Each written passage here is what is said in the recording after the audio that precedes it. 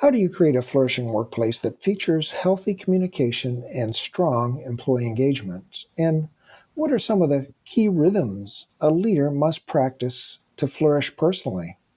Well, today on episode 350 of the Flourishing Culture Leadership Podcast, my guest Pete Kelly shares his perspective. Welcome to the Flourishing Culture Leadership Podcast, your home for open, honest, and insightful conversations to help develop your leadership, your team, and build a flourishing workplace culture. Hello, I'm Al Lopez, the co-founder of the Best Christian Workplaces and author of the award-winning book, Road to Flourishing, 8 Keys to Boost Employee Engagement and Well-Being. And I'm passionate about helping Christian leaders like you create engaged, flourishing workplaces. My guest today is Pete Kelly, and Pete's been leading Apartment Life, a unique business as ministry organization for several years. And prior to that, he was with Crew. Throughout our conversation, you'll hear Pete Kelly talk about a great story of Apartment Life's impact, lessons that Pete learned from his predecessor and founder of Apartment Life, Stan Dobbs. You'll learn how Apartment Life creates a flourishing culture through healthy communication and how they've surveyed the health of their culture now for 21 years in a row. And you'll hear some advice on how to make your workplace a fun place to work in addition to being highly productive. And I think you're going to love this interview with Pete Kelly. But before we dive in, this episode is brought to you by the Best Christian Workplaces Employee Engagement Survey. And you can sign up today to discover the health of your workplace culture. This fall would be a wonderful time to listen to your employees with an easy-to-administer online engagement survey by going to workplaces.org. Being a certified Best Christian Workplace improves your ability to attract more talented people and keep them longer. And hello to our new listeners. Thanks for joining us as we honor your investment of time by creating valuable episodes like this. But let me tell you a little bit more about Pete Kelly, because Pete joined Apartment Life after spending 24 years with Crew.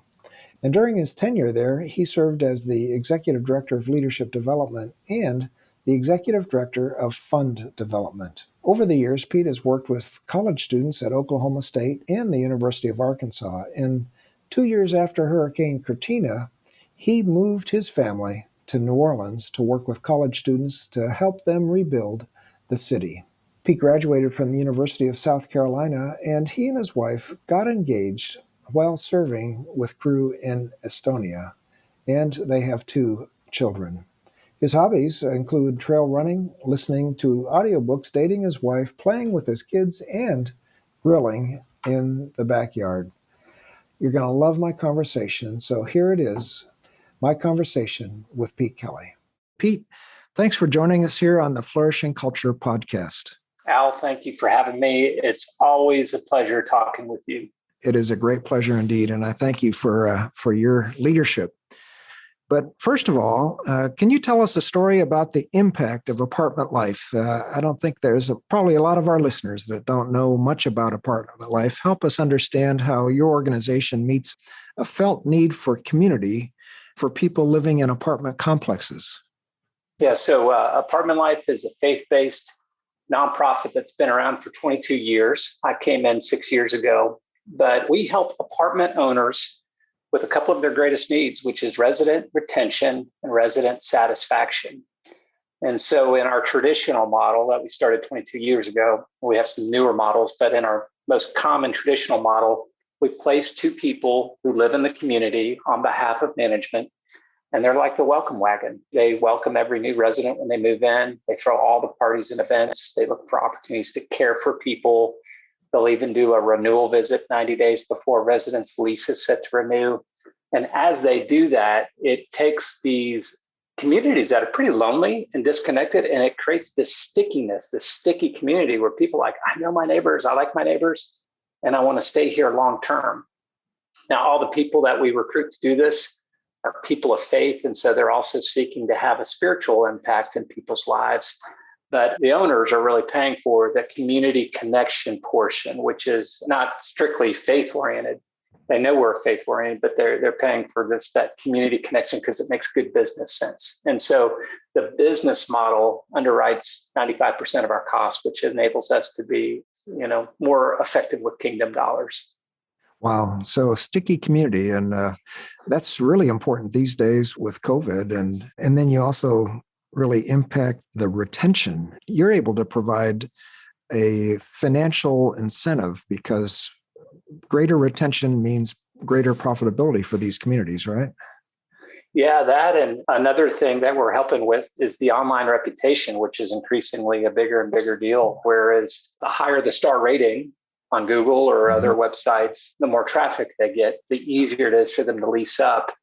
And so they can command greater rents. And so that's a big portion that we help with. And the other thing that we discovered that we were helping with is actually the employee retention. The actual on-site staff that work in the apartment community are happier and they stay longer, which is a big deal right now in the midst of the great resignation that we're in. Yeah. Oh, yeah. Well, that's one of our big issues that we're helping ministries address is the great resignation. But yeah, so happy customers bring happy employees, right? In that regard. Well, Pete, you've been at Apartment Life now for 6 years, as you said, and you've taken over from visionary leader Stan Dobbs. And, we started working with Stan, I guess you've been in business for 22 years or ministry for 22 years. Probably it was about 19 years ago that we started working with Apartment Life and with Stan. So, some of our listeners might be facing a leadership transition or have recently taken over from a entrepreneurial, even dynamic leader. From your vantage point, what are a few keys that helped you have a successful organization transition as you took over from Stan? Well, I would affirm your observation because I had several board members say they've never seen a healthier transition between a founder and that second generation. And a lot of that I attribute to Stan and his character. Two things I think that Stan did really well. One is he was very affirming to me personally, but also publicly. So I felt like he imputed his satisfaction on me. And so that kind of helped position me very well. But the other thing he did really well, which is hard for founders sometimes, is he let go. And he very quickly turned over the reins, deferred to me on all decision making. And those were two things that as the founder, he did really well. If I were to say one thing that I did well, it was not to change too much. And that's would be my advice to anybody coming in as I did is you want to have wisdom on to know what not to change. And you want to stay true to the spirit of the organization that you're stepping into and the history of the organization. And there's certain things that are just kind of sacred almost to an organization. Its culture, its mission, its values. And so you just want to be very mindful to be in sync with those very deeply felt core things that are really the fabric of the organization and not tinker with the special sauce, if you will. Yeah. Well, and Pete, you've done that for sure. And I actually did a workshop with Stan, and I want to say it was a Christian Leadership Alliance conference in maybe 2003 or 4, and years ago. And I just was impressed at that point with how important culture was to him. Now, for many years, you've been surveying employee with BCWI and with our employee engagement survey, and you're consistently high and well above the sector average. I mean, you're a flourishing workplace and have been year after year after year. So why do you keep surveying your people? And, what do you learn that provides new information each year? Well, culture itself is one of the foundational pieces of who we are. So I know that we're on an audio podcast, so listeners will have to visualize this. We have a pyramid that illustrates what's most important to us. So at the top of the pyramid is total kingdom impact. How many people are being spiritually influenced through the work that we're doing? That's the most important thing at the end of the day. Under that, total kingdom impact is influenced by two other things, which is how many mission fields do you have? How many apartment communities are you serving? So the number of programs and the average impact per program. So that's the middle of the pyramid. But the bottom of the pyramid, the foundation that holds it all up, is healthy culture and healthy finances. And so that's one of the things that we build even to our incentive compensation plans for all of our leaders is, and this really came from Stan, is that they're really balanced on all four of those areas that support the top of the pyramid. We compensate based on growth, impact per team, healthy culture, and healthy finances. And so if you're gonna really prioritize something like that, you have to have a way to measure it. You need an objective source and just intuitively, hey, is everybody happy?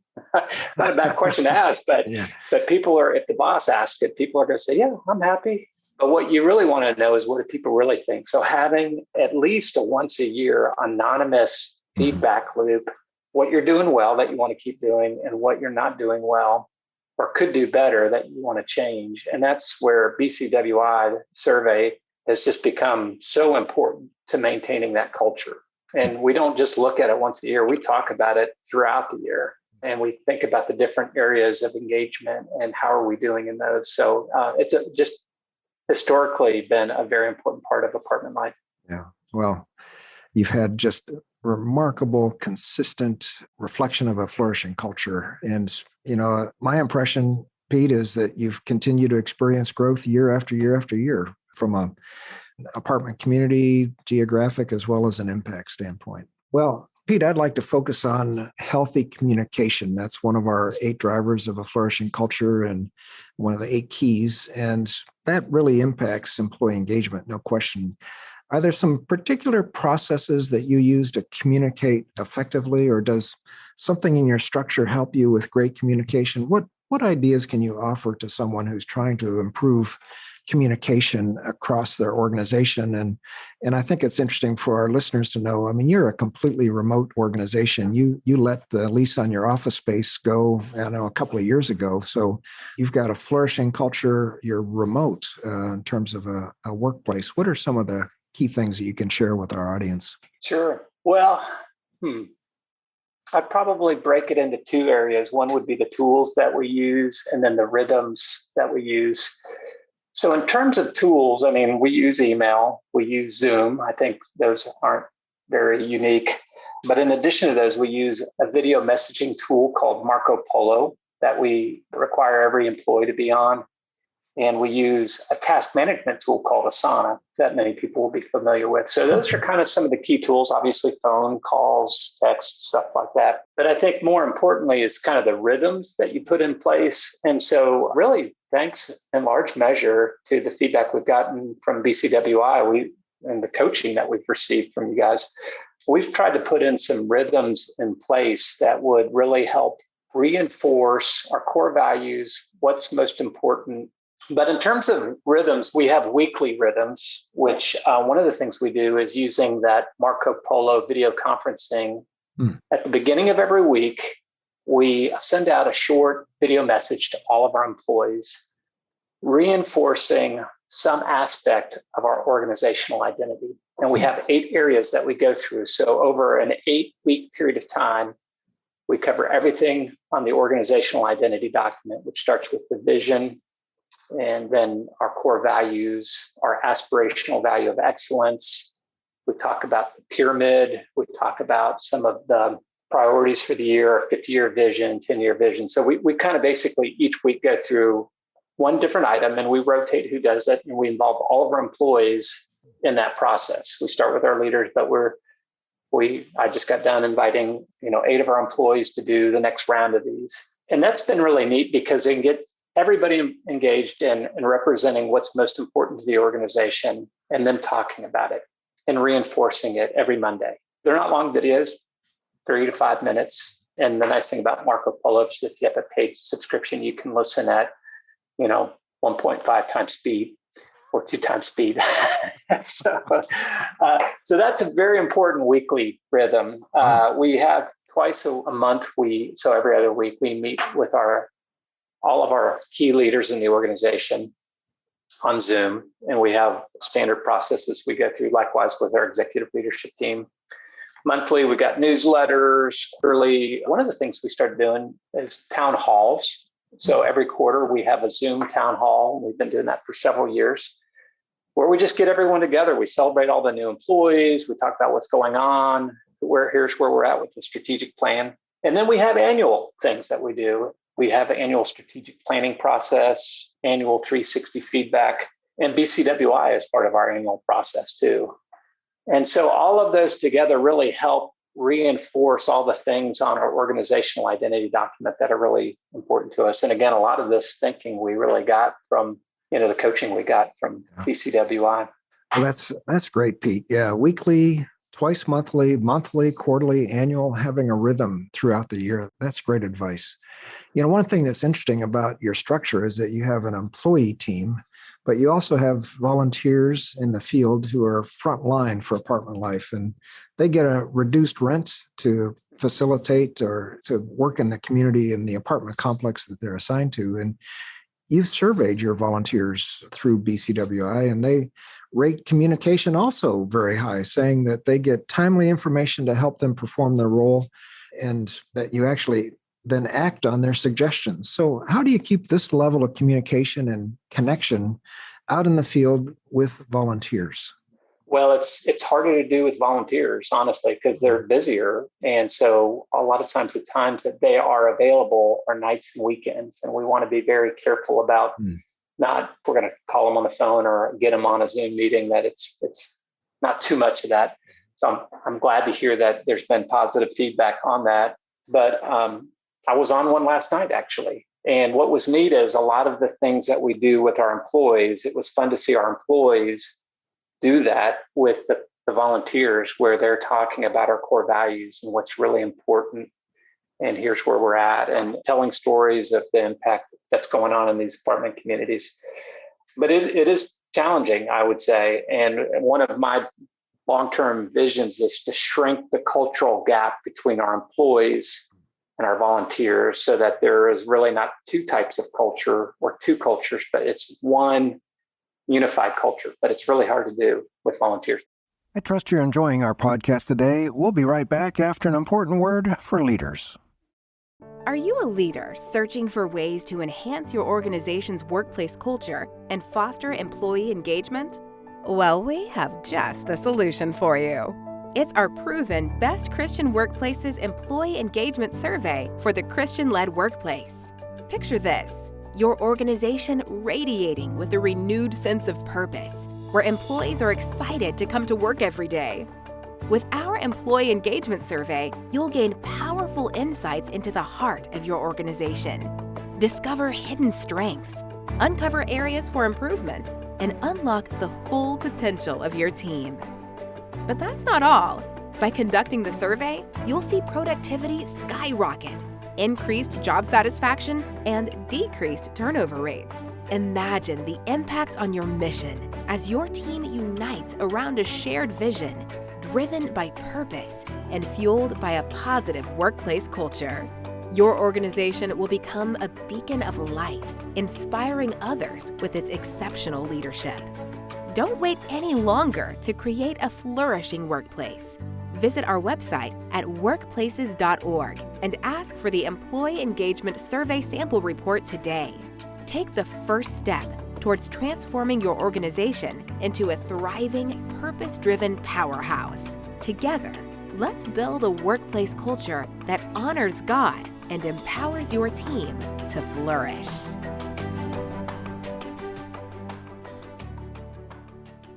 Welcome back with Pete Kelly, the president of Apartment Life. So in addition to communication, you're intentional about the idea of belonging. I mean, it's a word that you use, and making sure that everyone is kind of the part of the vision of Apartment Life. So what are some practical ways that this works out for your staff? How do you bring together people from different backgrounds, different life experiences, and then help them feel like they belong as you all move towards your common goals? Yeah, back in August of 2019, we began a discussion with our executive leadership and with our senior leadership, which is kind of that next tier down. And we just identified one of the weaknesses of our organization is that we weren't very culturally diverse. We were all white, middle-class leaders. And that's a real issue on a couple levels, because when you look at the picture of the body of Christ in Revelation 7, you see people from every tribe, nation, and tongue worshiping the Lord. And we weren't reflecting Revelation 7, and we weren't reflecting, honestly, the constituents we're serving in the apartment communities. in America, 60% of the population would be Caucasian, white, 40% would be ethnic minority. But in apartment communities, that number is reversed. It's 60% ethnic minority, 60% non-white, 40% white. And so we just felt like we need to begin to grow in this area. And then, of course, the pandemic hit. And sadly, a lot of the events of George Floyd being killed and the racial awakening, the awakening in terms of people in the white community starting to grasp how it's felt historically to be an ethnic minority in the US, that accelerated our work. And we went on a listening tour and met with our Black staff, our Black coordinators out in the field to say, what's it like to work with apartment life? What's it like as a Black American to do what you're doing in the apartment communities? And it was eye-opening to hear people say, it's harder for me to be a coordinator in these communities because I'm viewed differently. I'm viewed with suspicion sometimes. I might be dropping off the package at somebody's door, but I got to be careful because somebody might think I'm actually stealing the package. Or, when I show up to do a welcome visit, I got to make sure that I don't look threatening. And these are things that we realize that we as white leaders never experienced. And so I think deeply listening has been important to us. What we did is we basically did a couple things. We tried to anchor a long-term vision for the organization that the leadership of apartment life at every level would reflect Revelation 7 and the diversity of the residents we serve. And to do that, we realized that we needed a place where everyone felt safe, that they could bring their full selves to work. They didn't have to code switch, that they felt like I've got a seat at the table, I've got a voice at the table, and I'm heard at the table. So I really belong here. But to do that, they need to be able to see, everybody needs to see somebody in leadership that they feel like they get me culturally. And so we, in addition to anchoring this in our long-term vision, we had to look hard at our hiring processes and realize a lot of the hiring that we do in an organization is very reactive. It's like, hey, we need to hire somebody yesterday, and you go to your networks, and if your networks are all white, you just perpetuate this kind of white organization. So one of our commitments is we always want to hire the best person, but we want to be deliberate to make sure one of the three finalists is a person of color, somebody of diversity, somebody that's going to bring something diverse to our culture, and then we're going to hire the best person. And so just that simple act of saying the final slate of three, at least one of those final candidates needs to be a person of color, somebody of diversity, that alone really shaped things. And I would say in the last year to 18 months, we've seen a great deal of diversity as we've begun to talk about these issues and begun to be a lot more deliberate in our hiring practices. Now, we've got a long ways to go, where I would say we're probably went from 90% white to more like 74, 75%. So we've got a long ways to go still, but we're committed to it for the long haul. It's a tricky thing. And sadly, the body of Christ is all over the map as it relates to these issues. You can see some people feel in the church very defensive when things of racial injustice are brought up, but we're committed to facing reality and really creating a great culture for everybody. That's really helpful, Pete. And your approach, having one of three finalists is a person of color, and kind of like the Rooney approach with the Steelers of making sure that a finalist is a person of color. But that's very practical for our leaders who are listening to understand and to begin to say, hey, is that something that we should do? And, again, I really respect, how did you come to that? Well, you went out and you listened and learned, and that's the first step. But creating a safe environment, no code switching. Yeah. So, great. Thanks. If I can give a shout out to Vanderbloemen, we had a wonderful consultant from Vanderbloemen, Chantel McHenry, who just has walked through a process with our executive team, which was super helpful. So little cross promotion there. Yeah, there we go. Okay. Yeah. Well, I hear that apartment life is also a fun place to work. I not only hear it, I see it when I look at your survey results. People love to work at apartment life, and they're not just helping apartment life residents have fun in community, but you do this with your staff. So how would you encourage our listeners to incorporate fun into the workplace? And Do you get any pushback from people who tend to be more serious at work when it comes to this? And I know this has been a core. Stan has really kind of started this fun at work thing, and it's a core of apartment life. But how do you do that? Well, yeah, I think you got to say playfulness is one of our core values. And we are careful to say that we don't prescribe exactly what that looks like, because we realize that there's some introverted people, some people who tend to be a little bit more serious by nature. But one of the simple things we do is we just try not to jump too quickly into work when we start meetings. And so when we have a Zoom call, sometimes it's only 5 minutes on the front end. Sometimes it's even 20 minutes on the front end, where we're just catching up and we're laughing and we're talking about what's going on. And I think, especially as we've gone all remote, it's extra important not to jump too quickly into the task side of things, but to leave some margin, leave some space just to catch up what's going on, just chit chat. And then fun happens in the midst of creating that space. We don't set out to be funny or fun. We just create the margin. And I think safety is a big part of it. When they feel safe, their humor and who they are just shows up. But it's hard to be playful if you feel like you're going to lose your job, or people don't approve of you and you don't feel safe. You're not going to be playful. Right. So I think if you just create the right environment and create a little bit of margin, playfulness shows up. Yeah. Well, Pete, again, also leading a remote organization. And oftentimes, and we've learned this at COVID. I know a lot of organizations, as they aren't face-to-face, aren't around the water cooler, they've created that space. That's something for us to learn about and also to keep going in the future. Pouring into your team and leading your organization forward in flourishing takes time and energy as a leader. So how do you fill yourself up personally? Can you share some practices that keep you going? I mean, leadership's an inside-out job. You can't lead if you don't have anything inside, any strength inside to lead from. So how do you fill yourself up as you work at leadership? That's a great question. Well, I'd say, every leader needs to be able to answer that for themselves, what fills their tank. Mm-hmm. And so that's going to look a little bit different for every leader. So I'll just tell you some of the things that fill my tank. Mm-hmm. Certainly starts with regular rhythms of connecting with God in the morning. And just like you would want to have a regular date night with your wife, you'd want to have something like that with God. And for me, every morning, I just look forward to it. I genuinely do. Spending time in the scripture, spending time in prayer, thinking, reflecting, sometimes even journaling, although I don't do that all the time. Another thing that fills my tank is just having relationships. So relationships through my church fill my tank, and then relationships at work, and just bringing my full self to both of those.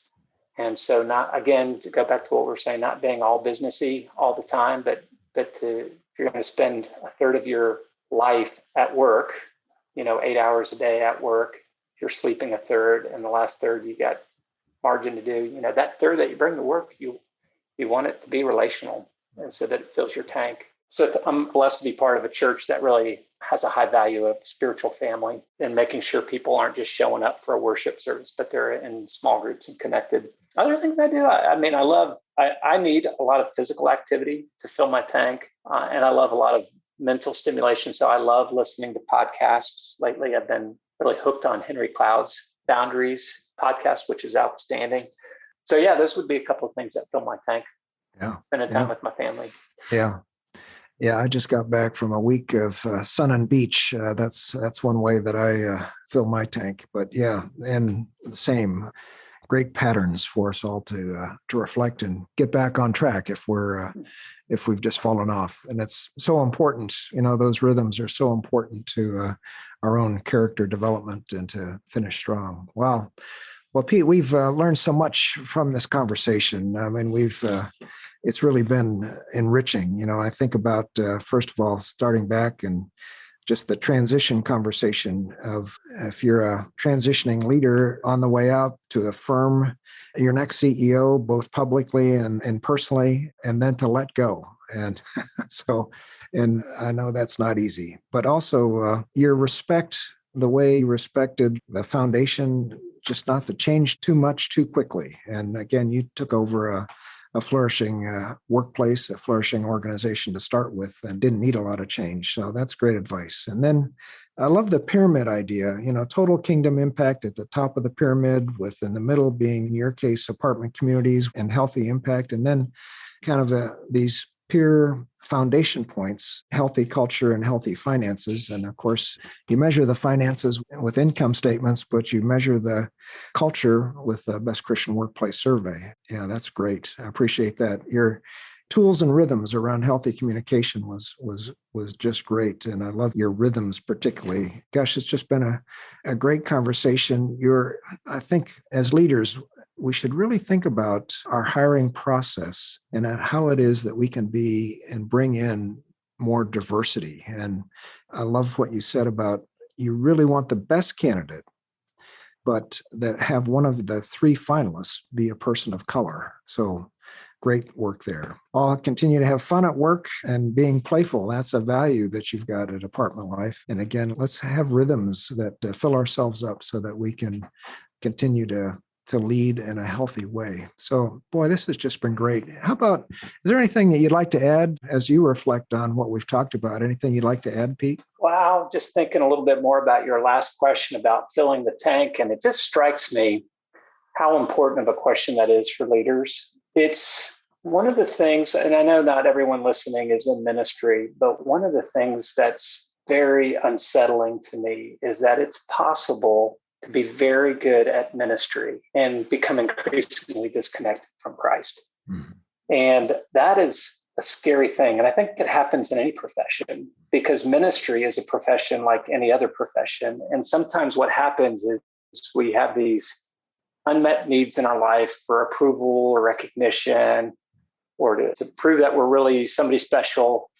And what happens is when you get really good at any profession, and it's not just ministry, it could be being a doctor or being a businessman, you're so busy trying to fill that void of being really good at your profession that you get your identity from it versus where God would want you to get it from a relationship with Him. And what I see in ministry, sadly, is that happens easily in ministry. And it's just not different. It's just more ironic that people who could even have very large and very thriving ministries could become increasingly disconnected from God. So I think the last thing I'd say is that last question you asked, what fills your tank?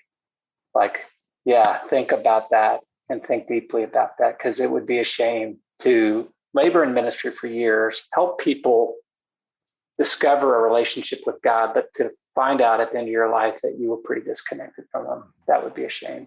Pete, thanks. And thanks for your contributions today, and particularly that encouragement for all of us to be sure that we're drawing near to God, knowing that He will draw near to us and to have that vibrant relationship. So, and I appreciate your commitment to shepherding an organization that creates community and offers a tangible way of loving our neighbors in a unique business model. And of course, that's the great commandment. It isn't to love God and love our neighbors. So thanks, Pete. Al, thank you. Thank you for your investment in Apartment Life and making us a better organization. We really appreciate you. Yeah. Thank you, Pete. Well, thanks so much for listening to my conversation with Pete, and I hope you enjoyed it as much as I did. You can find ways to connect with him and find links to everything that we've discussed in the show notes and transcript at workplaces.org/podcast. If you have any suggestions for me about the podcast or have any questions on flourishing workplace cultures, please email me, al@workplaces.org. And leaders, if you want to improve your leadership, expand your organization's impact for good, or see even greater faithfulness in our broader culture, help us achieve our goal to see more flourishing Christian-led workplaces. To help, please share this podcast with another leader or launch a project in your organization to discover and improve the health of your workplace culture. If you're interested in learning more, go to workplaces.org and request a sample report.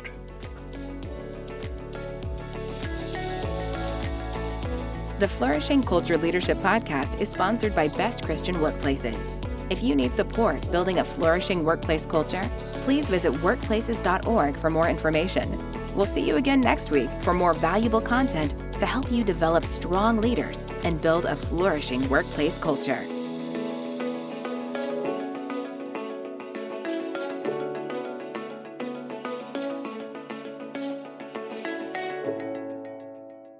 I hope you're enjoying our summer series.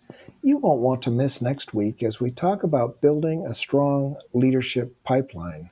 We're going to talk about that with Malk MacLake, an expert in this area and president of the Multiply Group.